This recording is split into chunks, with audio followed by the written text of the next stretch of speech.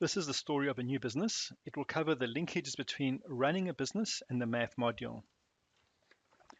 The purpose of this video is to provide a story of a business from startup, reflect much of what you're exposed to through MAAF, and bring to life the MAAF module and highlight how it develops key skills for running a business. This story is about one particular business. Remember that every business is different. It's a short story, so the intention is to be brief and some big jumps are made. Susan has to drop off her child at an early childhood centre, taking a 50-minute trip each morning before her day at work begins. After much thought and discussion with family and friends, she decides to leave her corporate job and start her own early childhood centre, and she calls it Kiddos. Susan, with the help of a friend who's a chartered accountant, develops Kiddos strategy. This could include understanding potential customers' needs, developing the business's vision, mission, core values, undertaking a SWOT analysis, working out how to create a competitive advantage, and establishing goals and objectives for the business. Critical success factors would be identified. These could be having the right location, employing the right staff, ensuring the business is safe and secure for the children, introducing innovative teaching practices, and enrolling sufficient children aged between 2 and 5 years old, let's say. This would all link to Unit 1, which covers the role of management accounting and business strategy.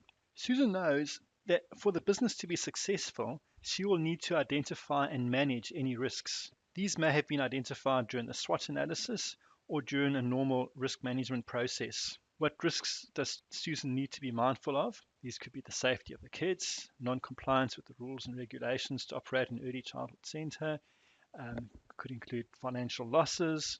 Unit 2 of the module covers managing business risk. Susan needs to set up the business operations, and this is not a 5-minute job. These could include developing the premises, employing staff, ticking the compliance and regulation boxes, going to the market to get customers, setting up all the processes. So Susan would need to work through these and is then able to go live and welcome the kids and their parents into her business. So let's now assume that the Kiddos is now up and running. This leads us to MAAF Unit 3, where we focus on analyzing business operations. Now, it is important for Susan to understand how Kiddos is performing, especially with regard to financial performance. Are parents satisfied with the services that are being provided? Are the business's operations running effectively? And are staff developing the right skills? KPIs can be set up to measure whether the business's goals and objectives are being achieved, and budgets can be developed to measure and manage the business's financial performance at a more detailed level. These are covered in Units 4 and 5. Once the business is up and running, Susan needs to keep her finger on the pulse regarding Kiddos' performance, for example, by using KPIs and budgets to compare actual performance to targets. This will enable Susan to work out whether the strategic goals are being achieved and will enable her to take corrective action in order to keep the business on track. Analyzing actual performance is covered in Units 6 and 7. Now, Susan decides to review her pricing. She has a lot more information now than she did have at the startup.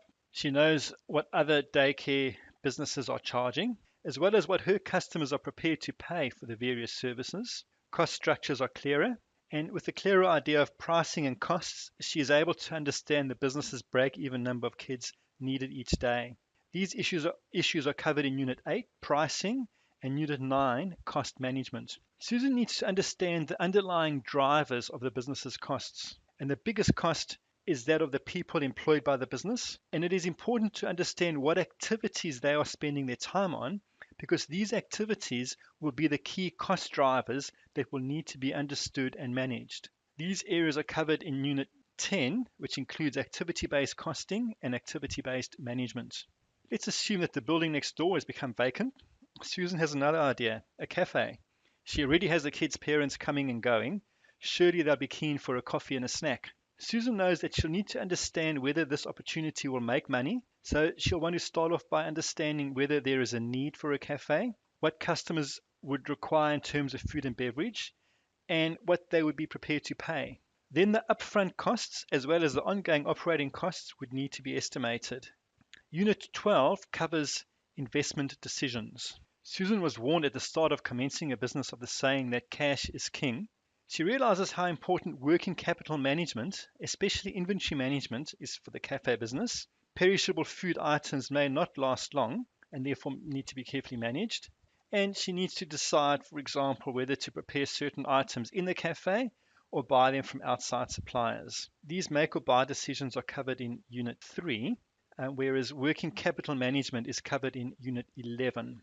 Now, Susan realizes that there is the possibility of buying an existing business. She would need to have it valued and then also work out how this expansion will be funded. Valuing a business is covered in Unit 13, and funding a business is covered in Units 14 and 15. The sequence of the MAAF modules align to a typical life cycle of a business.